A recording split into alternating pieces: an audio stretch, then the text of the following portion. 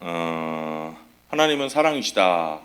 우리는 이런 말을 자주 하고 또 우리 기도할 때도 많은 분들이 사랑이 많으신 예수님, 사랑이 많으신 하나님 이렇게 기도하시는 것을 제가 자주 듣고 또 보게 됩니다. 근데 실제로 성경을 읽다 보면 정말 예수님이 사랑이 많으셨구나 하고 느끼기 힘들 때가 있습니다. 여러분은 어떠신지 모르겠지만 저는 그렇습니다. 물론 예수님이 우리를 위해서 십자가에서 죽으셨으니까 그 십자가 사건을 생각할 때는, 십자가에 대한 내용을 읽을 때는 당연히 하나님이 정말 우리를 사랑하지 않으셨으면 예수님이 우리를 위해서 그런 대가를 치르셨을까? 정말 사랑이 많으신 분이다 이렇게 생각을 하지만, 십자가를 볼 때는 정말 우리를 사랑한다고 느끼지만 십자가 사건을 제외하면 예수님이 정말 사랑이 많으시다 하는 것을 구체적으로 느낄 수 있는 곳이 성경에는 의외로 많지는 않은 것 같습니다. 왜 그럴까? 제가 이렇게 곰곰이 좀 생각을 해보면 아마 성경을 쓰신 분들이 좀 성경을 밋밋하게 기록해 놓아서 그런 게 아닌가 그렇게 생각을 합니다. 의도적으로 그랬는지 아닌지는 모르겠지만 그분들이 성경을 기록할 때, 예수님 이야기를 쓸 때는 특히 더 그런 것 같아요. 가능하면 왜곡을 줄이고 또 가능하면 과장을 줄여서 쓰려고 하다 보니까 문장이 좀 밋밋하고 단조롭게 쓴 경우를 많이 발견하게 되는 겁니다. 그래서 예수님의 사랑을 좀 아기자기하게 이렇게 좀 연애 편지처럼 표현한 부분은 의외로 찾아보기가 쉽지가 않습니다. 성경 쓰신 분들이 얼마나 밋밋하게 썼는지 제가 예를 한번 들어볼까요? 예수님이 떡 5개와 물고기 2마리로 5,000명을 먹이는 사건이 대표적인 예라고 저는 생각합니다. 5,000명을 먹였고 몇 명이요? 떡은 몇 개예요? 별로 현실감이 없으신 것 같아요. 몇 명이 먹었어요? 5,000명이요. 떡이 몇 개예요? 5개. 배고프게 요만큼씩 잘라서 먹었을까요? 배부르게 먹었을까요? 성경을 보면 배부르게 먹었다고 했습니다. 그럼 이거 엄청난 사건 아닙니까? 만약에 여러분이 이 사건을 썼다면 어떻게 쓰셨을 거예요? 제가 이 사건을 썼다면 어떻게 썼을까 제가 상상을 해봤거든요. 저는 아마 난리를 치면서 이 글을 썼을 것 같아요. 5,000명을 먹이는 사건을 제일 가까이에서 목격한 제자들 일단 인터뷰 들어갑니다. 그래서 그 인터뷰를 성경에 적을 거예요. 그리고 그 당시에는 며칠 동안 밥을 못 먹는 일이 다반사였거든요. 며칠 동안 굶다가 먹은 사람들, 이 배불리 먹은 사람들의 소감도 들어서 몇 명 물어봐서 제일 드라마틱한 사람들의 소감도 성경에다가 적었을 것 같아요. 그래서 이 오병이어 사건만 한 수십 페이지는 썼을 것 같습니다. 그래야 뒤에 성경을 읽는 후대 사람들에게 우리 예수님은 이런 분이다. 떡 5덩어리로 5,000명을 먹이시는 정말 능력의 하나님이다 하는 것을 제대로 알려줄 수 있지 않겠습니까? 예수님의 능력을 강조하기 위해서 저는 특히 쓸 수 있는 모든 문구를 다 갖다 썼을 것 같아요. 별의 별 문구를 다 동원했을 것 같습니다. 근데 마태복음 14장에 보면요, 이 오병이어 사건을 마태는 그냥 이렇게 쓰고 있습니다. 19절, 20절, 21절 읽겠습니다. 시작. 그리고 예수께서는 무리를 풀밭에 앉게 하시고 나서 빵 5개와 물고기 2마리를 들고 하늘을 우러러 보시고 축복 기도를 드리신 다음에 떼어서 제자들에게 주시니 제자들이 이를 무리에게 나누어 주었다. 그들은 모두 배불리 먹었다. 남은 부스러기를 모으니 12광주리에 가득 찼다. 먹은 사람은 여자와 어린 아이들 외에 어른 남자만도 5,000명쯤 되었다. 아멘. 너무 건조하지 않습니까? 너무 건조하게 사실만 그냥 마태가 딱 기록한 겁니다. 저는 이런 걸 볼 때 성경이 진짜라고 느낍니다. 가짜면 엄청나게 꾸밀 거예요. 근데 사실만 그냥 간결하게 딱 적어 놓은 겁니다. 개신교회에서는 인정하지 않는 외경을 보면요, 이 66권에는 포함되지 않는 외경입니다. 외경 보면 저는 이 신학교 다닐 때 한번 읽어본 적이 있는데요. 외경도 예수님이나 제자들에 대한 이야기가 써 있거든요. 근데 성경으로 인정하지 않습니다. 그 성경으로 인정하지 않는 이유가 뭐냐면, 이유가 많지만 많은 이유 중에 하나가 과장된 표현이 많다는 거예요. 예수님이 십자가에 달리는 장면, 여러분 이 장면도 저는 대표적인 예라고 생각합니다. 하나님의 아들이 인간으로 이 세상에 오셨고, 인간으로 이 세상에 오셨는데 환영받지 못했고, 환영받지 못하고 그냥 끝나는 게 아니라 마지막에 십자가에서 죽으시는 장면이에요. 근데 그냥 죽으시는 게 아니라 하나님 앞에서 해야 될 일을 하지 못하고 하지 말아야 될 일을 했던 인간을 대신해서 천벌을 받으시는 장면입니다. 근데 우리는 이 모든 죄를 지고 예수님이 대신 십자가에 죽으시는 이 장면 십자가 사건, 우리를 정말 사랑하신다는 이 결정적인 순간 어떻게 기록할 것 같으세요? 여러분이라면?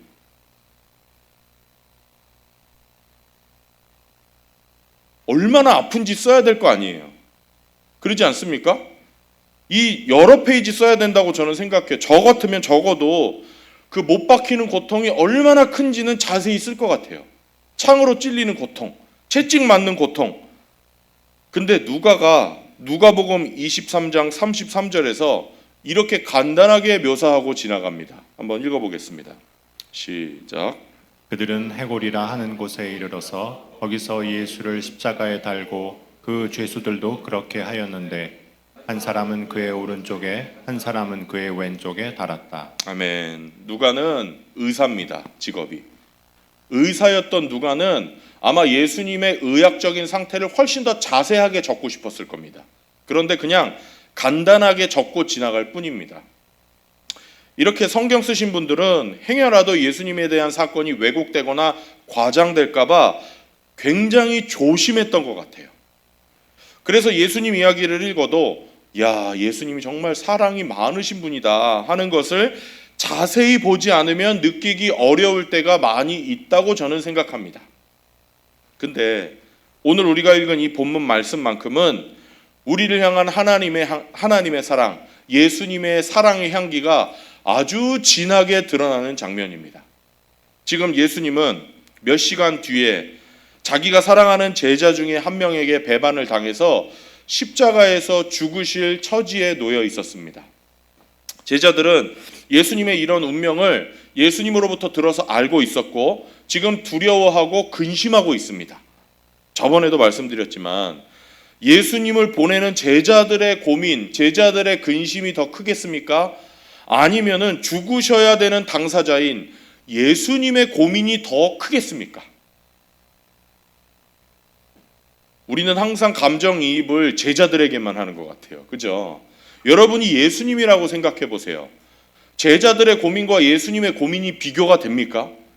예수님의 고민이 훨씬 더 크지 않습니까? 그런데 이 장면을 보면요, 예수님은 당신이 받을 고통은 전혀 개의치 않으시는 것처럼 보입니다. 그리고 자기 제자들을 위로하시기 위해서 오히려 많은 말씀을 하세요.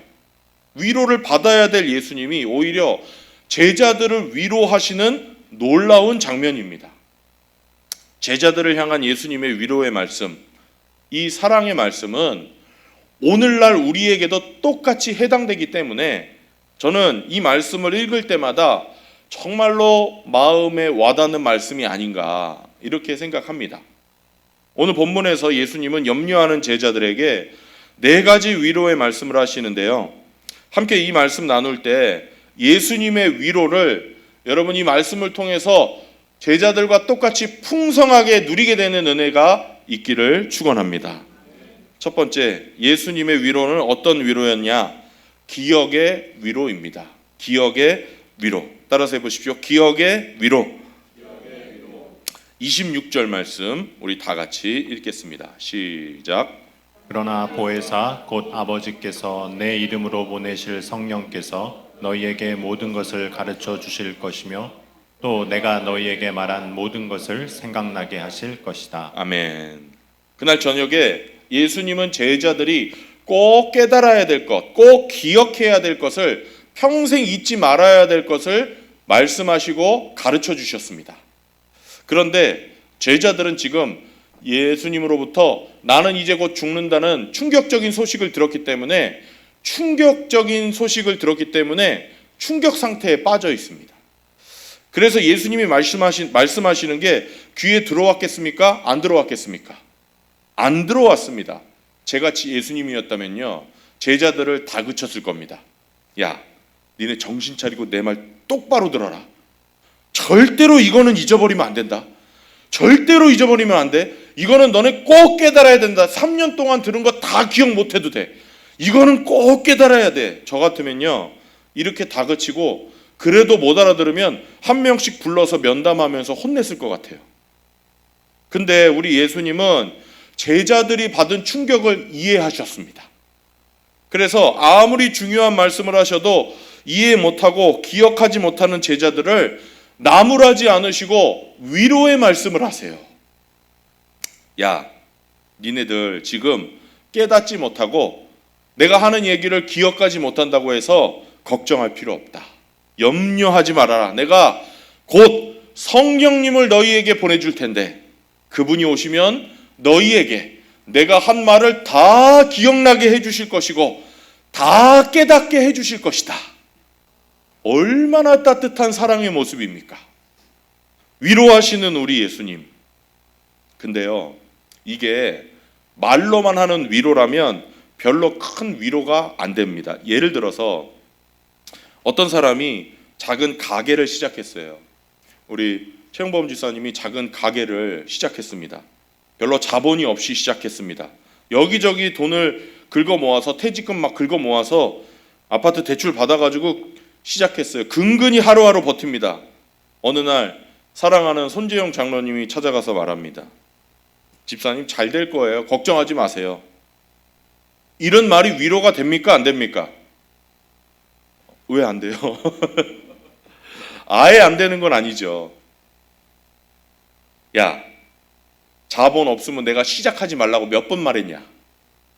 내가 그렇게 얘기했는데 왜 이렇게 사서 고생을 하냐? 너 이거 1년 못 간다? 내가 장담한다. 지금 불경기야. 이거보다야 훨씬 낫잖아요. 그렇죠? 근데 이게 진정한 위로가 되려면 이런 게 있어야죠. 야, 너 한번 버티는 대로 버텨봐라.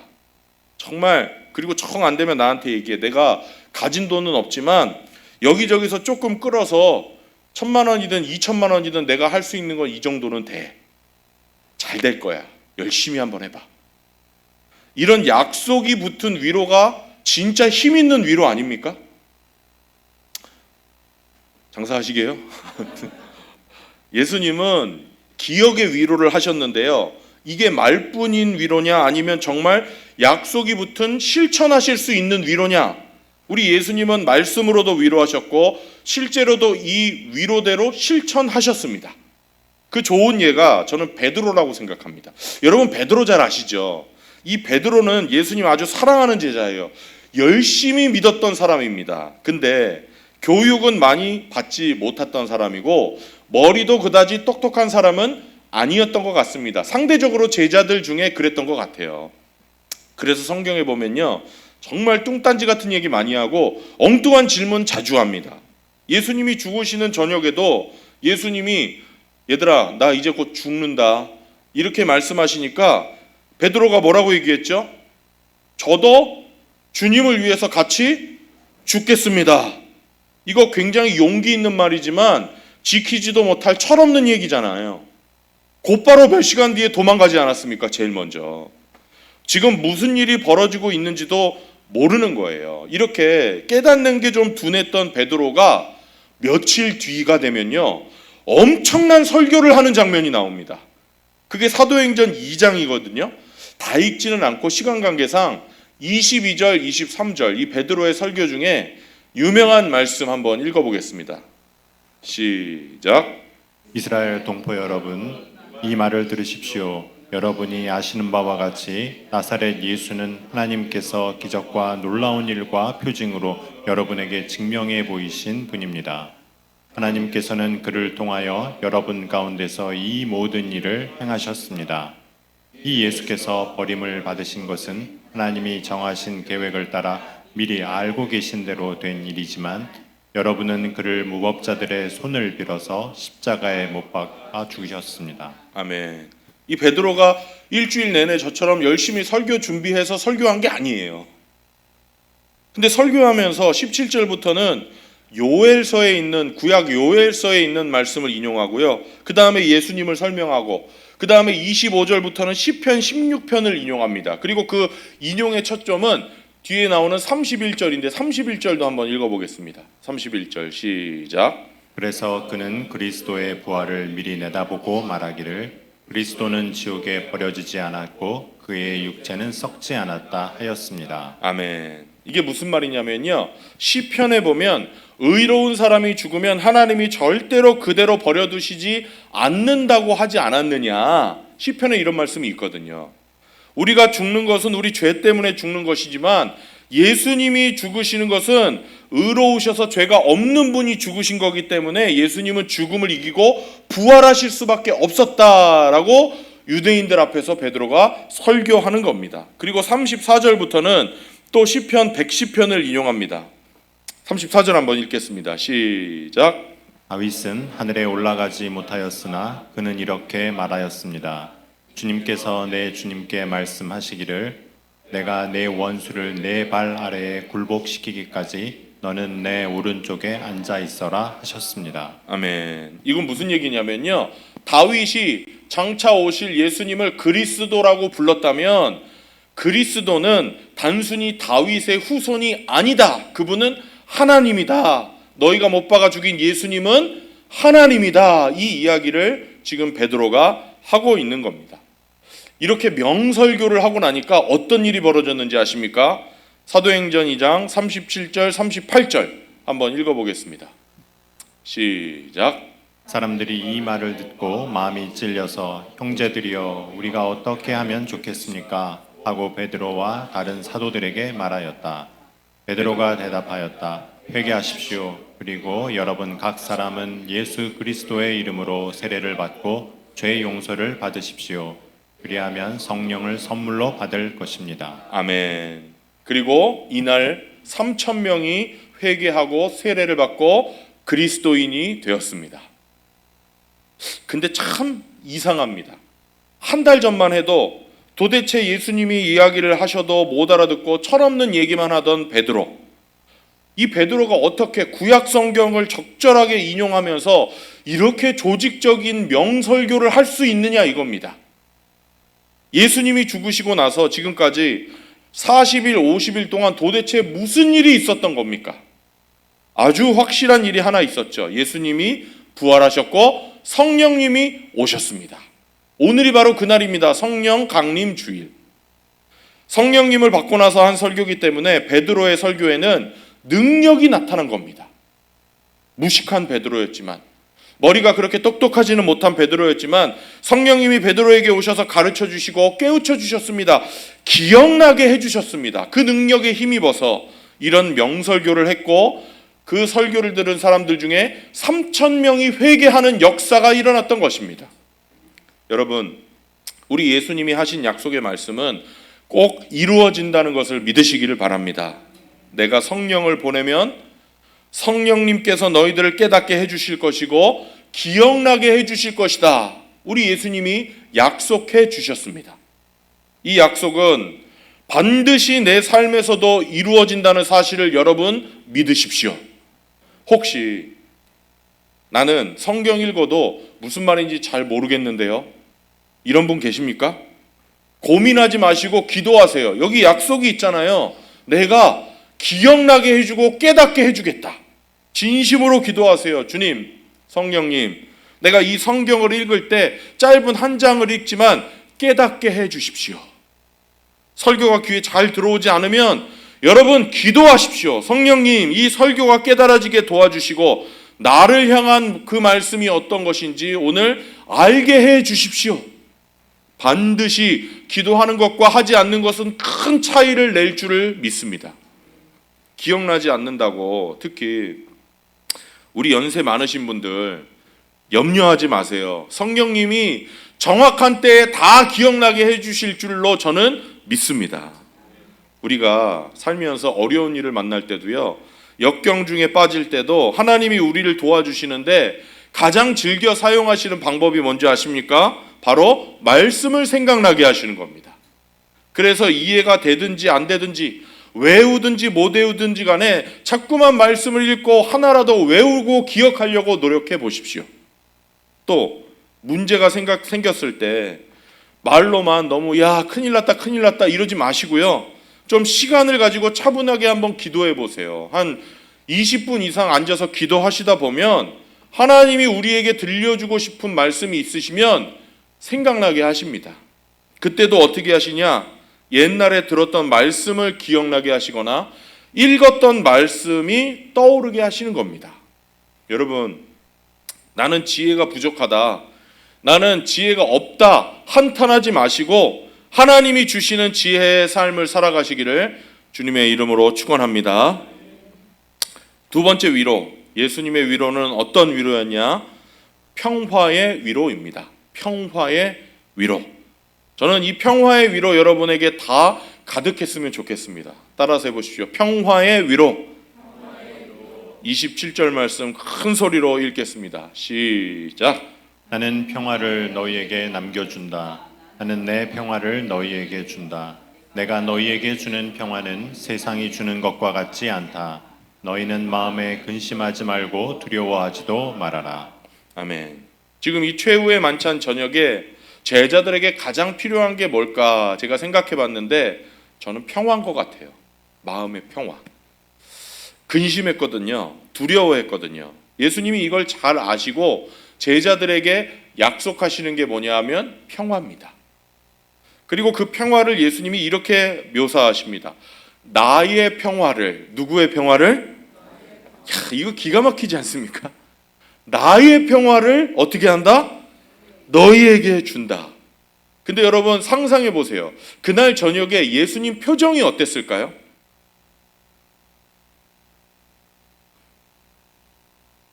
이 얘기를 하는 예수님의 표정이 어땠을까요?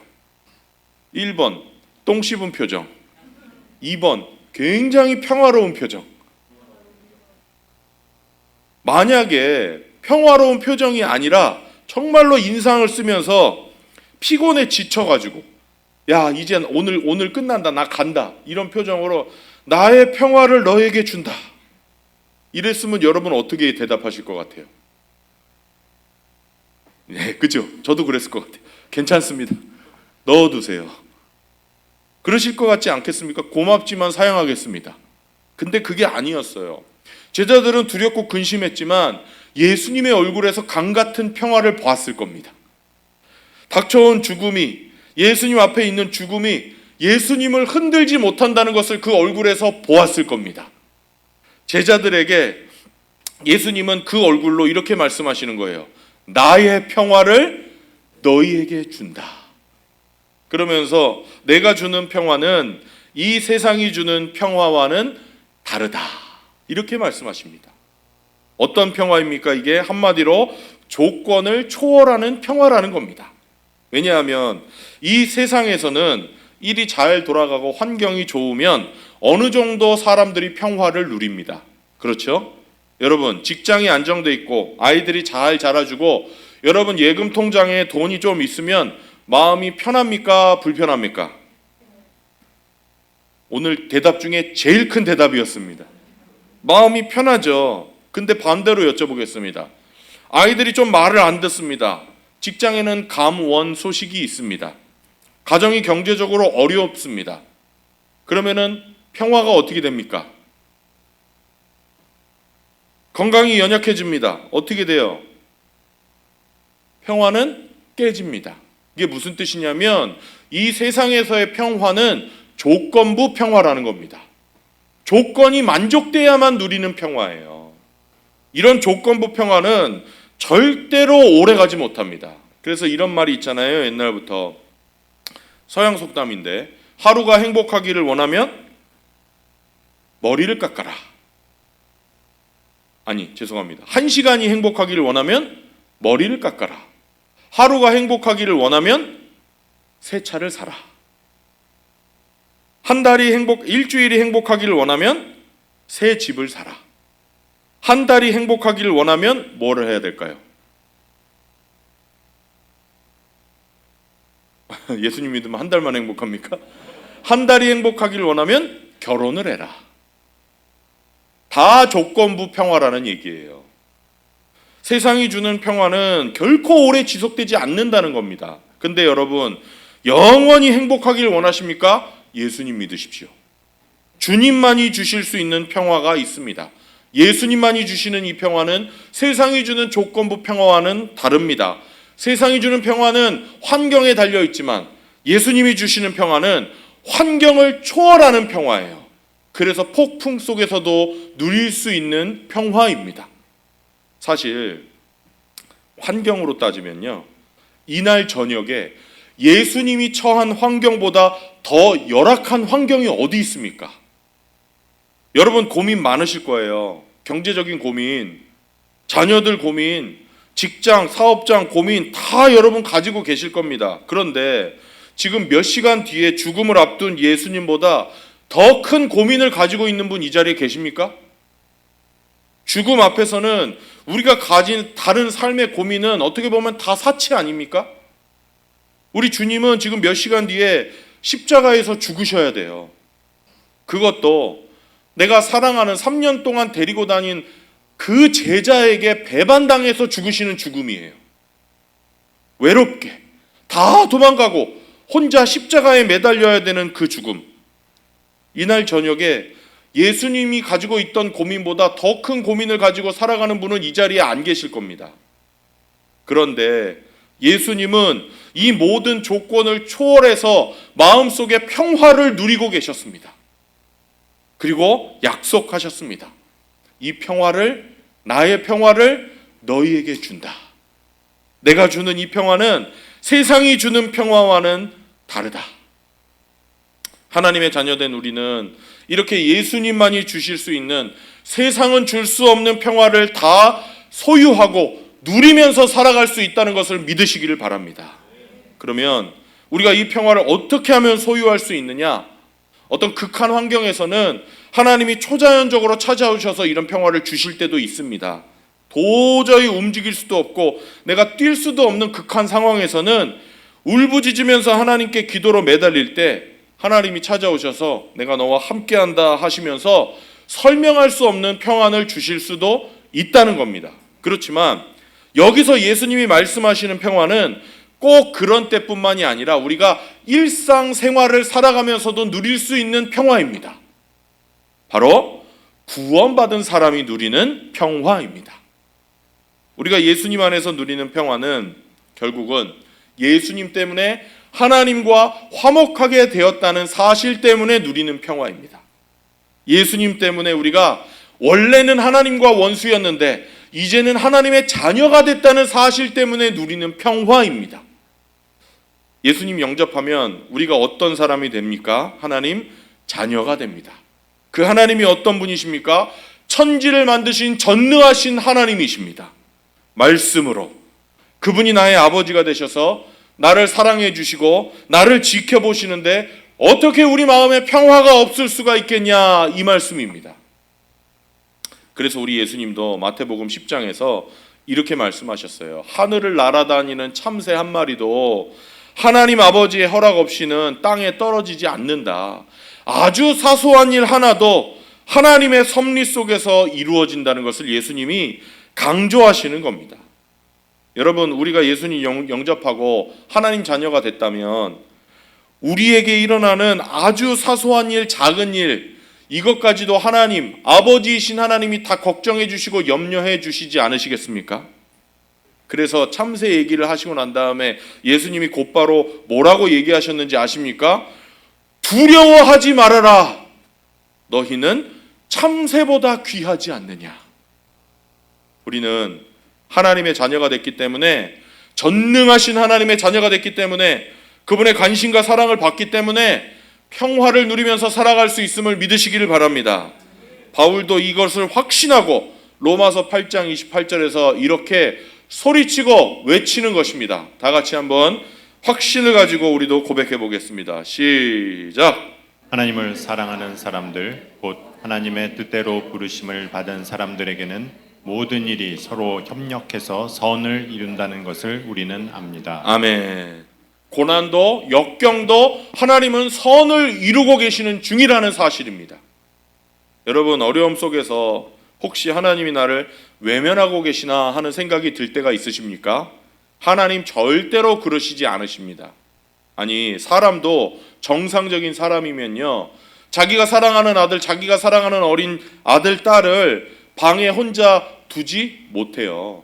그렇게 하지 않습니다. 근데 천지 만물을 지으신 하나님이 보채는 나를, 특히 어려움 가운데 있는 나를 버려두실 리가 있겠습니까? 하나님을 사랑하는 사람들, 하나님의 뜻대로 부름을 받은 사람들에게는 모든 일이 서로 협력해서 선을 이룬다는 사실을 꼭 믿으시기를 바랍니다. 세 번째, 예수님의 위로는 기쁨의 위로입니다. 기쁨의 위로. 예수님은 평화에서 멈추지 않고 한 걸음 더 나가서 기쁨을 약속하신대. 28절 말씀을 우리 같이 읽어보겠습니다. 시작. 너희는 내가 갔다가 너희에게로 다시 온다고 한 내 말을 들었다. 너희가 나를 사랑한다면 내가 아버지께로 가는 것을 기뻐했을 것이다.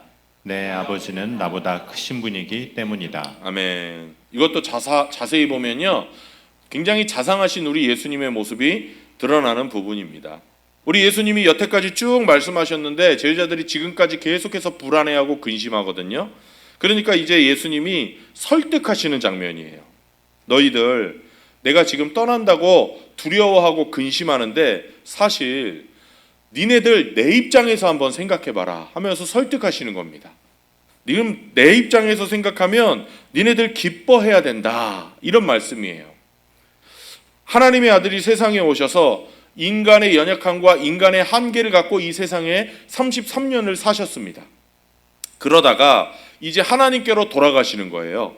다시 태초부터 가지셨던 하나님의 그 영광을 되찾는 순간입니다.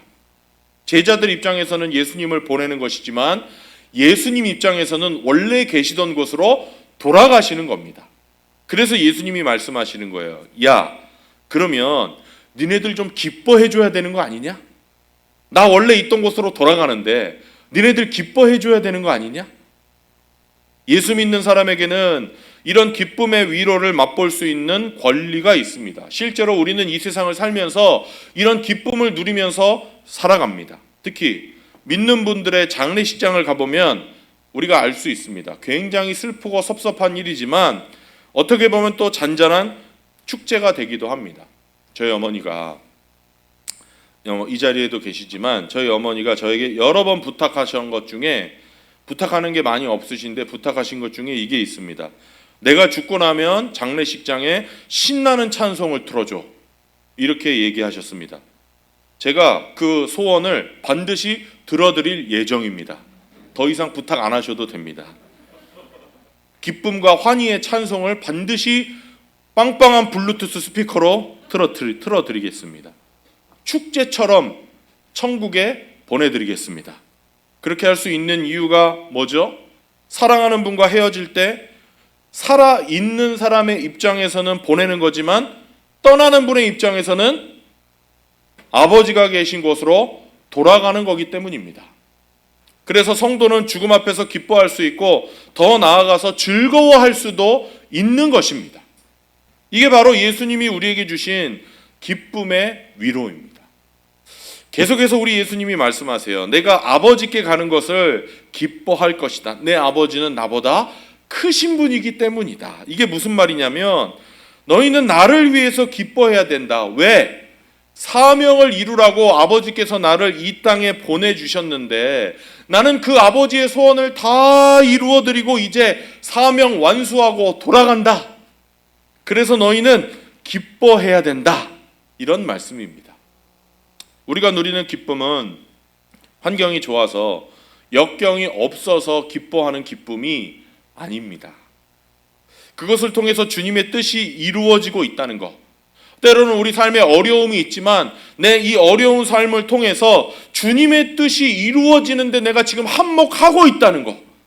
거기에서 느끼는 기쁨이 정말 큰 기쁨입니다. 그래서 우리는 역경 중에 평화를 누릴 뿐만 아니라 더 나아가서는 기뻐할 수도 있는 거예요. 그래서 야고보는 이 사실을 깨닫고 야고보서 1장 2절, 3절, 4절에서 이렇게 감히 이야기하는 겁니다. 한번 읽어보겠습니다. 시작. 나의 형제자매 여러분, 여러 가지 시험에 빠질 때에 그것을 더할 나위 없는 기쁨으로 생각하십시오. 여러분은 믿음의 시련이 인내를 낳는다는 것을 알고 있습니다. 여러분은 인내력을 충분히 발휘하여 조금도 부족함이 없고 완전하고 성숙한 사람이 되십시오. 아멘. 여러분은 역경을 당했을 때, 시험에 빠졌을 때 더 없는 기쁨으로 생각하십시오. 왜 기쁘게 생각하라는 겁니까? 하나님이 여러분을 예수님 닮은 사람으로 만들어 주시려고 지금 일하고 계시는 것이기 때문입니다. 결국에는 주님의 뜻은 여러분의 삶을 통해서 이루어질 것이고, 여러분은 그 과정에서 인내가 생길 것이고, 여러분의 성품은 예수님을 닮아갈 것입니다. 그러니 기쁘게 생각하십시오. 물론 내가 받는 고난이 내가 저지른 실수 때문에 받는 걸 수도 있습니다. 그럴 때는 회개하면 됩니다. 회개하고 다시 시작하면 됩니다. 그러나 실수가 없어도 고난이 찾아올 수 있어요. 기도해도 응답이 없는 것 같이 느껴질 때가 있어요. 어쩔 때는 하나님이 나를 외면하는 것처럼 느껴질 때가 있습니다. 그게 바로 욥이 가지고 있던 고민이었어요. 왜 하나님은 나를 외면하실까? 너무나 답답하다. 근데 욥이 몰랐던 게 있어요. 욥이 몰랐던 게 뭐냐면 욥 자신이 지금 하나님의 명예를 걸고 싸우고 있다는 사실을 몰랐습니다. 욥 자신도 몰랐어요. 그리고 또 욥이 몰랐던 게 있어요. 뭘 몰랐느냐? 싸우고 있을 뿐만 아니라 이기고 있다는 사실을 몰랐습니다. 욥 자신도 몰랐습니다. 여러분, 내가 어떤 환경에 있든지 하나님을 사랑하면 나에게 일어나는 모든 일이 주님의 뜻을 성취하기 위해서 이루어지고 있다는 사실을 깨달으시고, 그리고 실제로 주님의 뜻이 이루어지고 있음을 마음껏 감사하시면서 살아가시는 저와 여러분이 되었으면 좋겠습니다. 마지막 오늘 설교의 결론으로 네 번째, 예수님의 위로는 승리의 위로라는 사실을 기억해야 됩니다. 승리의 위로. 29절, 30절, 31절 읽겠습니다. 시작. 지금 나는 그 일이 일어나기 전에 미리 너희에게 말하였다. 이것은 그 일이 일어날 때에 너희로 하여금 믿게 하려는 것이다. 나는 너희와 더 이상 말을 많이 하지 않겠다. 이 세상의 통치자가 가까이 오고 있기 때문이다. 그는 나를 어떻게 할 아무런 권한이 없다. 다만 내가 아버지를 사랑한다는 것과 아버지께서 내게 분부하신 그대로 내가 행한다는 것을 세상에 알리려는 것이다. 일어나거라. 여기에서 떠나자. 아멘. 무슨 말씀이시죠? 예수님이 십자가에서 달려 죽으시는 것은 언뜻 보면, 겉으로 보면 패배처럼 보입니다. 예수님이 적들에게 진 것처럼 보여요. 예수님의 적들을 뒤에서 조정하는 사탄에게 예수님이, 하나님이 진 것처럼 보입니다. 죽으시니까요. 근데 예수님이 말씀하십니다. 아니다. 이 세상의 통치자는 나를 어떻게 할 수 있는 권한이 없다. 그러면 예수님이 왜 치욕을 당하고 십자가에서 죽으셔야 했느냐? 예수님의 대답입니다. 그거는 내가 선택한 것이다. 내가 아버지를 사랑하고 있다는 것과 아버지께서 나에게 명령하신 대로 내가 한다는 것을 이 세상에 알리기 위해서다. 이게 바로 예수님 말씀이에요. 내가 이기고 있는 것이다. 내가 승리하고 있는 것이다. 우리 예수님 3년 동안 계속해서 가르치신 게 있어요. 하나님을 사랑하는 것은 하나님께 순종하는 것이다. 하나님을 사랑하는 사람은 하나님께 순종한다. 하나님께 순종하는 것이 하나님을 사랑한다는 증거이다. 예수님이 계속해서 가르치셨습니다. 이걸 몸소 예수님이 마지막에 십자가에서 보여주시는 겁니다. 그래서 끝까지 순종하셔서 십자가의 치욕을 예수님이 친히 당하시는 거예요. 이게 언뜻 보기에는 진 것 같지만 사실은 예수님이 승리하고 계시는 거였습니다. 여러분, 마귀도 사탄도 예수님을 이렇게 저렇게 할 수 있는 권한이 전혀 없다는 것을 잊지 마십시오. 마귀도 사탄도 예수님을 어떻게 할 수가 없습니다. 이게 왜 중요하냐면 그렇기 때문에 우리도 사탄이나 악령이나 잡귀들을 두려워할 이유가 우리도 사탄이나 악령이나 잡귀를 두려워할 필요가 없다는 것입니다. 왜? 우리 안에 예수의 영이 있기 때문입니다. 오래전부터 잘못된 귀신론을 신봉하는 분들이 있어요. 그런 목사님들이 있습니다. 그리고 그런 목사님들이 올려놓은 설교가 유튜브에 많이 올려져 있습니다. 제가 이 자리에서 귀신론이 왜 잘못됐는지 구체적으로 다 이야기할 필요는 없다고 생각합니다. 시간도 없고요.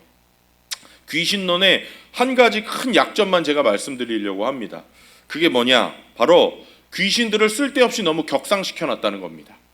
귀신들을 너무 높여놨어요. 제가 질문 하나 드릴게요. 여러분, 악령의 반대가 뭡니까? 악령? 그죠? 여러분 뭐라고 생각하세요? 많은 분들이 성령이라고 대답합니다. 악령 반대는 성령인 것 같잖아요. 이게 귀신론의 대표적인 해악입니다. 저는 아니라고 생각합니다. 악령의 반대는 천사입니다. 사탄이니 악령이니 마귀니 다 타락한 천사거든요. 이런 것들은 성령님이나 예수님이나 하나님과 비교할 수 없는 하찮은 존재라고 저는 생각합니다. 그래서 우리 예수님도 지금 여기서 말씀하시잖아요. 그래서 그들은 나에게 할 수 있는 아무런 권한이 없다. 그 무엇도 할 수 없다. 이렇게 말씀하신 거예요. 우리가 예수님을 주님으로 영접해서 성령님이 우리 안에 계시면 마귀나 사탄이나 악령들이 우리에게 접근 못합니다. 물론 내가 기회를 주면 어쩔 수 없어요. 기회를 준다는 게 뭘까요? 맨날 유튜브 귀신 이야기 틀어놓고 저는 이게 취미예요. 그렇게 하시는 분들은 뭐 방법이 없어요. 그냥 내가 문을 열어놓는 거예요. 그냥 열어놓고 그럼 어쩔 수 없죠. 근데 이 귀신론 믿는 사람들은 다 귀신을 갖다 붙여요. 미움이 생기면 미움 귀신이고 아프면 뭐가 들었어요? 병마가 들었대요. 병마도 귀신이에요. 다 귀신이에요. 너무 귀신의 위치를 격상시킨 거. 이게 그 사람들의 큰 잘못입니다. 그런데 우리가 성령님을 모시고 있으면 사탄도 마귀도 잡귀도 악령도 우리를 절대로 범할 수 없습니다. 여러분 믿으시기를 바랍니다. 그래서 요한일서 4장 4절에 요한이 적그리스도 악령의 역사에 대해서 말하면서 이렇게 말하는 것을 기억하십시오. 읽어보겠습니다. 시작. 자녀되니 여러분은 하나님에게서 난 사람들이며 여러분은 그 거짓 예언자들을 이겼습니다. 여러분 안에 계신 분이 세상에 있는 자보다 크시기 때문입니다. 우리 안에 계신 분이 세상에 있는 자보다 어떻대요? 크시다는 겁니다. 그래서 여러분 염려하지 말라는 겁니다. 그러면 우리는 악령이나 사탄이나 잡귀를 귀신을 어떻게 대해야 되느냐? 오늘 꼭 기억하십시오. 감기 바이러스처럼 생각하시면 됩니다. 뭐처럼? 감기 바이러스. 감기 바이러스가 우리 몸에 들어옵니까? 안 들어옵니까? 들어오죠.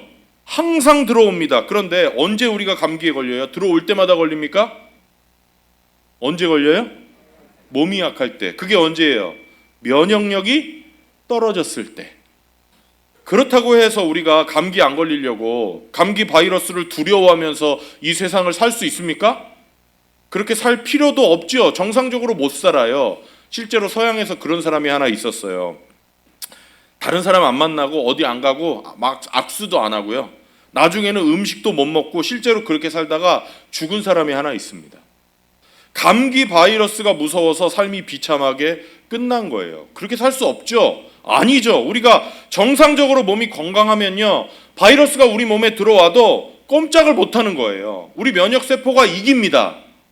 마찬가지로 우리가 영적으로 정상적이고 성령 충만하면 악한 영이 우리 안에 들어와도 꼼짝을 못하는 겁니다. 들어올 생각을 못하는 거예요.